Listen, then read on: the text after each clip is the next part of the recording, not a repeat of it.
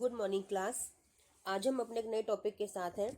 आज हम लोग स्टार्ट करने जा रहे हैं अपना new topic, that is colligative properties. Colligative properties क्या होती है, सबसे पहले आपको ये पता होना चाहिए बेटा। कोलिगेटिव प्रॉपर्टीज का मतलब है कि वो प्रॉपर्टीज जो सिर्फ और सिर्फ आपके नंबर ऑफ पार्टिकल्स पे डिपेंड करती है। कोलिगेटिव प्रॉपर्टीज वो प्रॉपर्टीज होती हैं जो आपके नंबर ऑफ पार्टिकल्स पे डिपेंड करती हैं। ठीक है, और नंबर ऑफ पार्टिकल्स किसके? Number of particles of solute. ठीक है ना, यानी कि सोल्यूट के जो पार्टिकल्स होते हैं उन पे ही सिर्फ डिपेंड करती है, उनके नंबर पे डिपेंड करती है, वो कोलिगेटिव प्रॉपर्टीज होती हैं। ठीक है, जो नेचर पे डिपेंड नहीं करती। सोल्यूट पार्टिकल का नेचर क्या है उससे उसे कोई मतलब नहीं है, उसे मतलब है कि सोल्यूट पार्टिकल्स के कितने नंबर हैं, तो वो होती हैं आपकी कोलिगेटिव प्रॉपर्टीज। ठीक है, इसमें हमें 4 कोलिगेटिव प्रॉपर्टी स्टडी करनी है। फर्स्ट हम लोग कर चुके हैं, that is relative lowering in vapour pressure.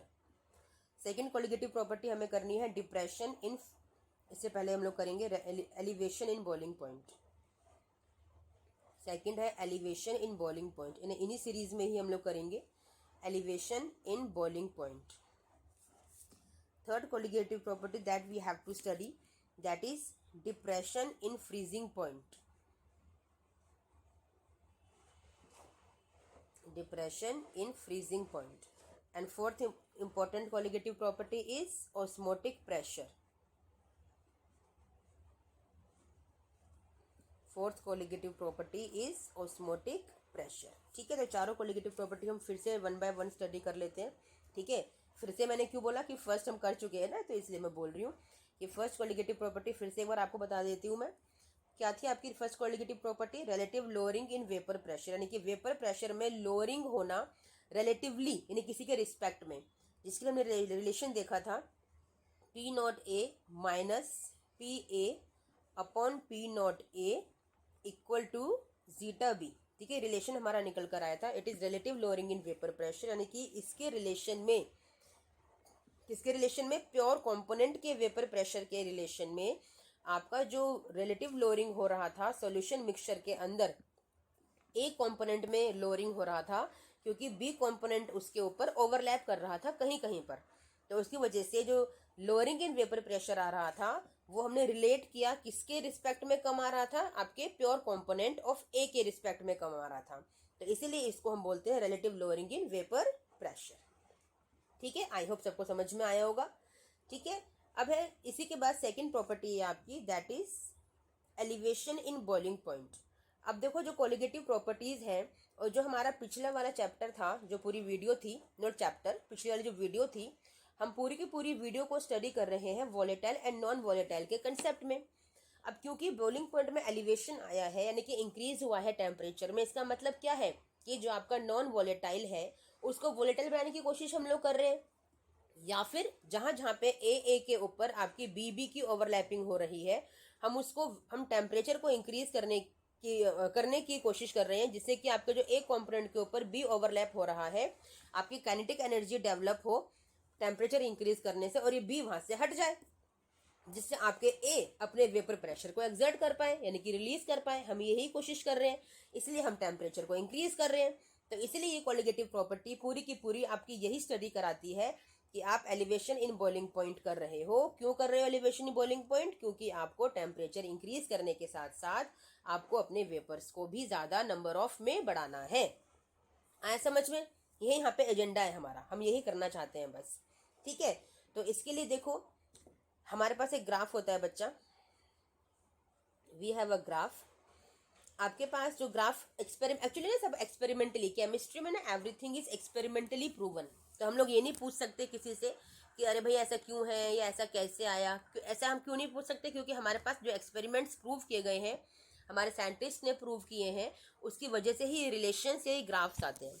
ठीक है ना, तो यहाँ पे ग्राफ जो हम लोग बनाएंगे, यहाँ पे टेम्परेचर के रिस्पेक्ट में बनाएंगे और यहाँ पे हम लोग बनाएंगे अपने वेपर प्रेशर के रिस्पेक्ट में। ठीक है, चलो इस ग्राफ से पहले मैं आपको एक चीज बता दूं कि बॉइलिंग पॉइंट होता क्या है।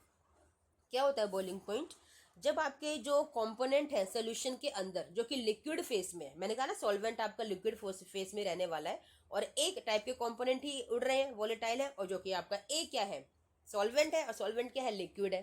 ठीक है, तो जो लिक्विड फेस के जब वेपर्स एक्सर्ट हो रहे हैं तो एक टाइम ऐसा आएगा कि ये लिक्विड फेस यानी कि vapour pressure of the liquid phase, vapour pressure of the liquid phase becomes equal to the atmospheric pressure. The vapor pressure of the liquid phase, vapor pressure of the liquid phase becomes equal to the atmospheric pressure, यानी कि इसका pressure और atmosphere का pressure जब एक time पे equal हो जाते हैं और इक्विलिब्रियम अटेन हो जाता है, तो उस टाइम पे आपका जो टेम्परेचर है वो अपने आप को इंक्रीज करने की कोशिश करता है, जिसकी वजह से आपके जो वेपर्स हैं लिक्विड फेज के वो ज़्यादा एक्सर्ट होते हैं, उसी को एलिवेशन बोलते हैं। लेकिन बॉइलिंग पॉइंट क्या है?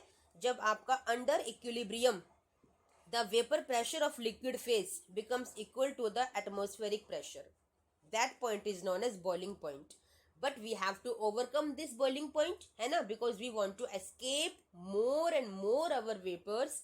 So to make them escapable or to make them volatile, we need to increase the temperature, and this is known as elevation in boiling point. I hope you all have understood very well. ठीक है, what is boiling point? Because actually क्या होता है पता है, हर चीज़ ना हम exam के लिए नहीं करते कि अरे आएगी तो ही पढ़ लेंगे, ऐसा नहीं है बच्चा, कुछ हमें नॉलेज के लिए भी चीज़ें पता होनी चाहिए. तो this is your boiling point. ठीक है, हम लोग रिलेशन यानी कि ग्राफ क्रिएट कर रहे हैं इस रिलेशन में कि एलिवेशन बॉइलिंग पॉइंट का जो रिलेशन है वेपर प्रेशर टेम्परेचर के साथ. अब देखो ग्राफिकली क्या आया था, यानी कि एक्सपेरिमेंटली क्या आया था कि ये वाला एक कर्व आया था. ये कर्व आया था आपका प्योर सॉल्वेंट के लिए. This curve is for the pure solvent. इसके नीचे एक और कर्व आया इस तरह से, और ये कर्व आया आपका सॉल्यूशन के लिए. और सॉल्यूशन कैसा है आपका? सॉल्यूशन है आपका नॉन वॉलेटाइल सोल्यूट, जिसके अंदर नॉन वॉलेटाइल सोल्यूट है और साथ में आपका वॉलेटाइल सॉल्वेंट है. तो यानी कि उस सॉल्यूशन के लिए ये वाला ग्राफ आया था. ठीक है, अब सपोज कीजिए इस पॉइंट पे अगर मेरा 1 एटमॉस्फेरिक प्रेशर है, सपोज कीजिए इस पॉइंट पे अगर मेरा 1 एटमॉस्फेरिक प्रेशर है और मैं इसके इक्वल इसको लेके जाऊं, इसके इक्वल इसको लेके जाऊं प्योर सॉल्वेंट के पास, तो ये वाला रिलेशन देगा, ये वाला ग्राफ बना के देगा. यानी ये ग्राफ किसके लिए हो गया? आपका प्रेशर के लिए हो गया. और कौन सा वाला प्रेशर हो गया? प्योर प्रेशर हो गया. ठीक है, और प्योर प्रेशर कौन सा? आपका बॉइलिंग पॉइंट के लिए हो गया. हम टेम्परेचर निकाल रहे हैं ना, यानी कि जो वेपर प्रेशर, जब एटमॉस्फेरिक प्रेशर आपका इस टेम्परेचर के इक्वल हो जाता है तो ये आपका कहलाता है टेम्परेचर. कौन सा टेम्परेचर? बॉइलिंग पॉइंट वाला, यानी कि TB. और किसके लिए है? प्योर सॉल्वेंट के लिए आया है, तो इट इज TB0.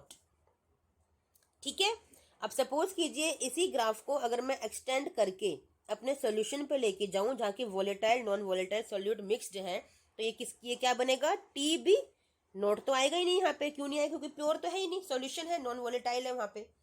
ठीक है ना, तो ये TB आ गया. अब ये डिफरेंस कितना आ जाएगा? इन दोनों का डिफरेंस कितना आएगा? ये डिफरेंस आएगा डेल्टा TB. डेल्टा को डिफरेंस से हम शो करते हैं ना, तो रिलेशन क्या निकल के आ गया?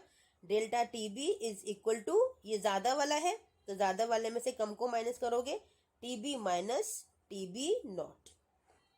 आई होप आपको समझ में आया होगा. और ये इंपॉर्टेंट रिलेशन है, delta TB is equal to TB0. ठीक है, दिख रहा है ये TB0 आप लोगों को?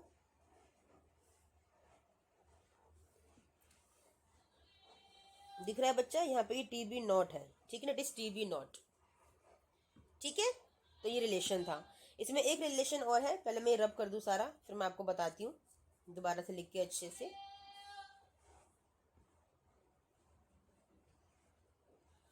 ठीक है, आप लोगों ने देखा delta TB is equal to TB minus TB0. आप लोगों ने देखा. ठीक है, ये हमने ग्राफिकली प्रूव किया है. We have proven graphically. और ग्राफ कहाँ से आया था? आपका एक्सपेरिमेंट से आया था. एक एक्सपेरिमेंट और देखा गया कि delta TB is directly related to molality. It is molality. ये ग्राफिकली हम रिप्रेजेंट नहीं कर रहे हैं, इसको एक्सपेरिमेंटली देखा गया था. ठीक है, और इस प्रोपोर्शनलिटी के साइन को हटाने के लिए हम लोग क्या लगाते हैं? Equal to K. और K कौन सा लगेगा यहाँ पे? क्योंकि हम क्या कर रहे हैं? एलिवेशन इन बॉइलिंग पॉइंट कर रहे हैं, तो बॉइलिंग पॉइंट के लिए B लग जाएगा. तो एक रिलेशन ये और है, that is important relation again. Delta TB is equal to KBM. ठीक है, ये दोनों रिलेशन बहुत इंपॉर्टेंट है बेटा. दोनों के दोनों रिलेशंस आपके न्यूमेरिकल्स में यूज होते हैं. ठीक है, इसका फॉर्मूला आपको पता है मोलालिटी का, एनसीईआरटी में बहुत लंबा चौड़ा फॉर्मूला दे रखा है, वहां से देख लो, ये अपने आप डिराइव कर सकते हो। मोलालिटी होता है आपका number of moles of solute upon mass of solvent in kilogram. Number of moles of solute क्या होता है, given mass upon molar mass, ठीक है ना। तो इसको किसी के भी रिस्पेक्ट में आप यहाँ पे लिख सकते हो। सोल्यूट आपको पता है दैट इज बी, सॉल्वेंट आपको पता है ए, ठीक है। तो बस आप उसके रिस्पेक्ट में इस फॉर्मूले को अपने आप से डिराइव कर सकते हो, छोटे बच्चे नहीं हो, ठीक है। समझ में आ गया, ग्राफ समझ में आ गया, रिलेशन समझ में आ गया, ठीक है। चलिए यूनिट की अगर बात करें, किसकी यूनिट की बात करें, इस कांस्टेंट की यूनिट की अगर हम बात करें, ये जो टेम्परेचर है, टेम्परेचर किस में होता है, केल्विन में होता है ना। और मोलरिटी की यूनिट क्या होती है, इट इज मोल पर किलोग्राम, है ना। तो केबी का यूनिट क्या आ गई, केल्विन किलोग्राम पर मोल्स, ठीक है ना, पर मोल्स, ओके, यानी कि केल्विन किलोग्राम मोल इनवर्स। तो ये इसकी यूनिट आ गई। आई होप आप सबको समझ में आया होगा, ठीक है। चलिए अब नेक्स्ट कोलिगेटिव प्रॉपर्टी हम लोग करते हैं। नेक्स्ट कोलिगेटिव प्रॉपर्टी है हमारी डिप्रेशन इन फ्रीजिंग पॉइंट, ठीक है। Depression in, third colligative property है डिप्रेशन इन फ्रीजिंग पॉइंट। अब देखो फ्रीजिंग पॉइंट में डिप्रेशन तो आएगा ही आएगा भाई, हमें तो क्योंकि टेम्परेचर इंक्रीज करना था ना, बॉइलिंग पॉइंट इंक्रीज कर रहे थे ना नॉन वोलेटाइल को वोलेटाइल बनाने के लिए। लेकिन यहाँ तो फ्रीजिंग पॉइंट का कंसेप्ट आ गया, तो ऑब्वियसली डिप्रेशन आएगा, हमें तो लो करना पड़ेगा फ्रीजिंग पॉइंट, यानी वो टेम्परेचर को लो करना पड़ेगा ना, वरना फ्रीज हो जाएगा तो फिर वो तो फिर एस्केप होगा ही नहीं, वेपर्स बनेंगे ही नहीं, ठीक है। तो फ्रीजिंग पॉइंट की डेफिनेशन क्या होती है कि when the vapour pressure in liquid phase becomes equal to the vapour pressure in solid phase then it under equilibrium, this point is known as freezing point. क्योंकि लिक्विड फेज ही तो solid phase में convert होगा ना, तो वही आपका freezing point कहलाता है, ठीक है। आया समझ में। इसके लिए भी ग्राफिकल रिप्रेजेंटेशन है जो कि एक्सपेरिमेंटली ही बनाया गया है। यहाँ पे आपका टेम्परेचर है, यहाँ पे आपका वेपर प्रेशर है, ठीक है। इसके लिए क्या देखा गया, same to graph, same to curve तो वही देखे गए। ये वाला कर्व किसके लिए था, आपका प्योर सॉल्वेंट के लिए, फॉर द प्योर सॉल्वेंट। और ये कर्व किसके लिए था, आपका सॉल्यूशन के लिए। और सॉल्यूशन कैसा था आपका, जिसमें के non volatile and volatile components mix थे। एक कर्व और आया यहाँ पे, जो कर्व आपका इस तरह से देखा गया, ठीक है। थोड़ा और अच्छे से बनाते हैं। ये कर्व आपका इस तरह से करके देखा गया, ठीक है। तो क्या पाया गया कि इसको ऐसे करके अगर मैं यहाँ से ये वाला अटैच कर दूं, ये वाला कर्व प्योर सॉल्वेंट वाला, तो ये जो पॉइंट आएगा, इस पॉइंट को आप क्या बोलोगे, टी एफ नॉट, प्योर के लिए टी एफ नॉट। और अगर ये वाला पॉइंट आप इंक्रीज करोगे तो इस पॉइंट को क्या बोलोगे, इस पॉइंट को बोलोगे टी एफ, क्योंकि प्योर तो यहाँ पे है ही नहीं। तो ये डिफरेंस क्या आ गया इन दोनों में, ये डिफरेंस आ गया डेल्टा टी एफ। तो डेल्टा टी एफ क्या आया यहाँ से, देखो ज्यादा वाला क्या है, टी एफ, तो ये आ गया T F minus T F naught. Delta T B क्या था, T B naught minus T B, और ये उसका रिवर्स है, T F minus T F naught, ठीक है। यहाँ पे भी एक्सपेरिमेंटली डेल्टा टी एफ देखा गया मोलालिटी के इक्वल, और इस प्रोपोर्शनलिटी को साइन को हटाने के लिए delta T F is equal to K F M, ठीक है। एक चीज रह गई, जो के बी होता है, जो के बी होता है उसे हम लोग बोलते हैं एबुलोस्कोपिक कांस्टेंट। उसका नाम पता होना चाहिए, एक के बी इज योर एबुलोस्कोपिक कांस्टेंट या फिर मोलल डिप्रेशन कांस्टेंट। और ये क्या था आपका, सॉरी मोलल एलिवेशन कांस्टेंट, क्योंकि एलिवेशन बॉइलिंग पॉइंट है ना। केबी को बोलते हैं एब्यूलियोस्कोपिक कांस्टेंट या फिर मोलल एलिवेशन कांस्टेंट, ठीक है। और जो के एफ है उसे क्या बोलेंगे, क्रियोस्कोपिक कांस्टेंट या क्रायोस्कोपिक कांस्टेंट, जैसा आप चाहें, क्रियोस्कोपिक कांस्टेंट या फिर मोलल, क्योंकि मोलालिटी का रिलेशन आ रहा है ना, इसलिए मोलल बोल रहे हैं, मोलल डिप्रेशन कांस्टेंट, क्योंकि डिप्रेशन इन फ्रीजिंग पॉइंट है, it's a molal depression constant. I hope सबको समझ में आया है ना। ये ट्रिक रन कर सकते हो, बी और बी, के बी एबुलोस्कोपिक कांस्टेंट, ठीक है। के एफ की यूनिट अगर निकालोगे सेम यूनिट आएगी के बी की तरह। के एफ की यूनिट हो गई आपकी केल्विन किलोग्राम मोल इनवर्स, ठीक है, सेम यूनिट है केबी की तरह। अंडरस्टूड? ये स्टूडेंट्स वन मोर थिंग, जो केबी है आपका, केबी डिपेंड करता है आपके molecular mass of solute particles. ठीक है, molecular mass of solute particles पे डिपेंड करता है केबी। और जो के एफ है वो डिपेंड करता है आपके नेचर ऑफ सॉल्वेंट पे। It depends upon nature of solvent. Objective question में 1 मार्क में आ सकता है कि KB depends upon the molecular mass of the solute particles. क्यों डिपेंड कर रहा है? क्योंकि मोलैलिटी आएगा, वहां पे कंसेप्ट आएगा आपका मोलिकुलर मास का। फॉर्मूला होता है मोलैलिटी के अंदर, number of moles of solute के अंदर। ठीक है, और जो के एफ है वो डिपेंड करता है आपका नेचर ऑफ सॉल्वेंट पे। ठीक है, चलिए, ये तीनों कोलिगेटिव प्रॉपर्टीज हमारी स्टडी हो गई। अब फोर्थ कोलिगेटिव प्रॉपर्टी रह गई है हमारी, दैट इज ऑस्मोटिक प्रेशर। ठीक है, फोर्थ कोलिगेटिव प्रॉपर्टी करते हैं। ठीक है, that is osmotic pressure. Let me change the colour.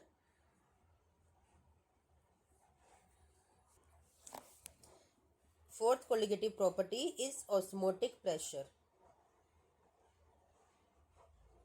जिसे हम डिनोट करते हैं पाई से। ठीक है, अब सबसे पहले आपको पता होना चाहिए ऑस्मोसिस क्या होता है। Suppose we have a container. ठीक है, सबसे पहले बता दूं डिफ्यूजन क्या होता है। सपोज कीजिए ये आपकी एक वॉल है जो लगा रखी है। ठीक है, यहाँ पे आपका सॉल्यूशन है। सॉल्यूशन के अंदर क्या होगा? सॉल्यूट भी होंगे, सॉल्वेंट भी होंगे। तो आपका यहाँ से राइट साइड से लेफ्ट साइड पे क्या मूव करेगा? आपका सोल्यूट भी मूव कर सकता है और सॉल्वेंट भी मूव कर सकता है। क्यों मूव कर सकता है? क्योंकि यहाँ पे कोई ऐसी कोई लेयर तो लगाई नहीं आपने जो ऑब्स्ट्रक्ट करे, वो दोनों के दोनों तरह के पार्टिकल्स को मूव करने के लिए अलाउ कर रही है। तो इसे बोलते हैं डिफ्यूजन।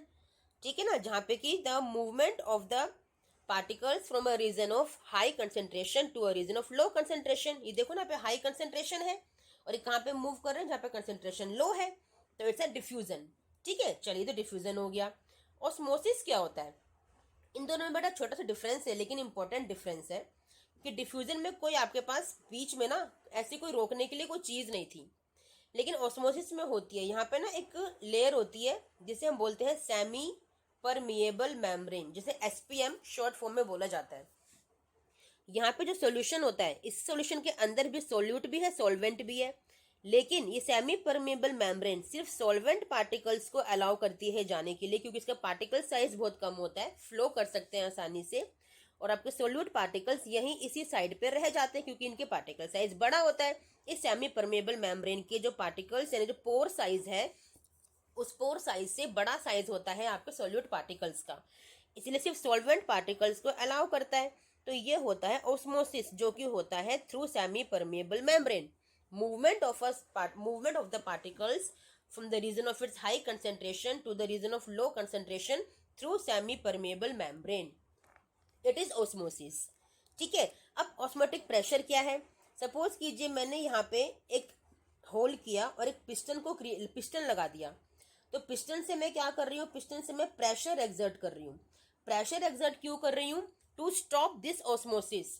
जो ये फ्लो हो रहा था from right side to left, इस फ्लो को स्टॉप करने के लिए जो मैंने प्रेशर लगाया, that is known as osmotic pressure. यानी कि to stop osmosis when pressure is applied, this pressure is known as osmotic pressure. Osmotic क्यों बोल रहे हैं? ऑस्मोसिस को स्टॉप करने के लिए।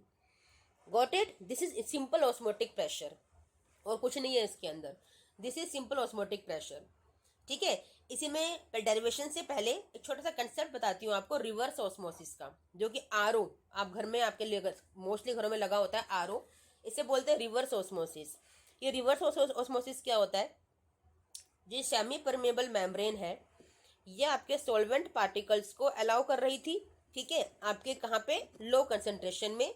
लेकिन जैसे ही एक्स्ट्रा प्रेशर आपने अप्लाई किया, तो प्रेशर अप्लाई करने से ये ऑस्मोसिस स्टॉप हो गया, इसे आपने बोला ऑस्मोटिक प्रेशर। नाउ अगर मैं और एक्स्ट्रा प्रेशर अप्लाई कर दूंगी, मोर देन ऑस्मोटिक प्रेशर, तब आपका जो ऑस्मोसिस है वो रिवर्स हो जाएगा। रिवर्स होने का मतलब क्या है? कि जो यहाँ पे आपने सॉल्यूशन को भरा था इस लेफ्ट साइड पे, उसमें से उसमें से सॉल्वेंट पार्टिकल्स अब लेफ्ट टू राइट मूव होना शुरू हो जाएंगे और सोल्यूट पार्टिकल्स आपके यहीं पे रह जाएंगे। जैसे for an example, desalination of water, बहुत फेमस एग्जांपल है, यही एग्जाम में आपको लिखना भी होता है। Example of RO, reverse osmosis. Suppose कीजिए आपने एक सेटअप किया, यहाँ पे आपने सेमी परमेबल मेम्ब्रेन लगाई, यहाँ पे आपने भरा सेलाइन वाटर यानी कि नमक भरा हुआ पानी, खारा पानी आपने भरा, और इसी पर्पज से वैसे भी आरओ घर में लगाया जाता है खारे पानी को मीठा करने के लिए। तो जब आपने मोर देन ऑस्मोटिक प्रेशर को अप्लाई किया तो रिवर्स ऑस्मोसिस का मतलब क्या है कि ऑस्मोसिस होता है from right to left, solvent का मूव होता है ना, सॉल्वेंट का मूवमेंट होता है। अब रिवर्स ऑस्मोसिस का मतलब क्या है कि ऑस्मोसिस रिवर्स हो गया, जो राइट टू लेफ्ट हो रहा था अब वो लेफ्ट टू राइट होगा और मूवमेंट सॉल्वेंट का ही होगा, ये नहीं कि सॉल्यूट मूव कर जाएगा, मूव सॉल्वेंट का ही होगा।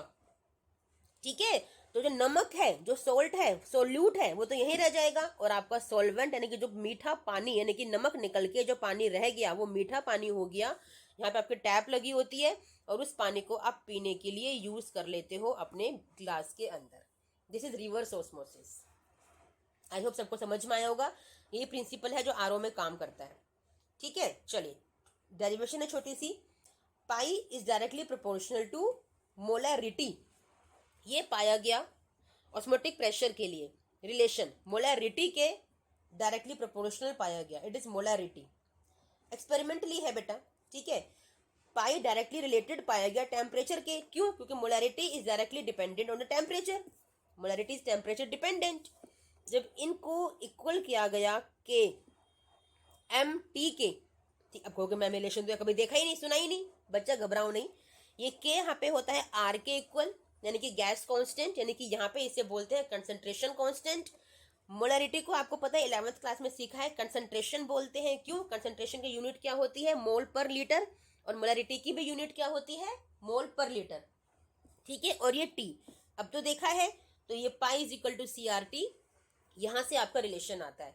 सी क्या है? Concentration, molarity, T is your temperature, R is gas constant या कंसंट्रेशन कांस्टेंट, जिसका फॉर्मूला वैल्यू होती है 8.134 जूल पर 8.314 जूल पर केल्विन पर मोल। ठीक है, और बाकी आप यूनिट चेंज कर लेते हो अपने हिसाब से, जैसे आपको चाहिए उसके हिसाब से आप इसे यूज कर लेते हो। ठीक है, तो हमने आज 4 कोलिगेटिव प्रॉपर्टीज को सीखा। ठीक है, हाँ, अगर यूनिट की बात करोगे पाई की यूनिट क्या होगी? Pi is equal to C R T. Pi आपका प्रेशर है, तो प्रेशर की यूनिट या तो एटमॉस्फेरिक में होगी, ऑस्मोटिक प्रेशर है ना, या तो एटमॉस्फेरिक में होगी या फिर बार में होगी। ठीक है, चलिए वेरी गुड, आपको समझ में आ गया। अब हम नेक्स्ट वीडियो में मिलेंगे अपने हेनरीज लॉ के साथ और वेन होफ फैक्टर के साथ। बस ये 2 टॉपिक्स हमारे इस चैप्टर के रह गए हैं। ठीक है, चलिए till then thank you, bye.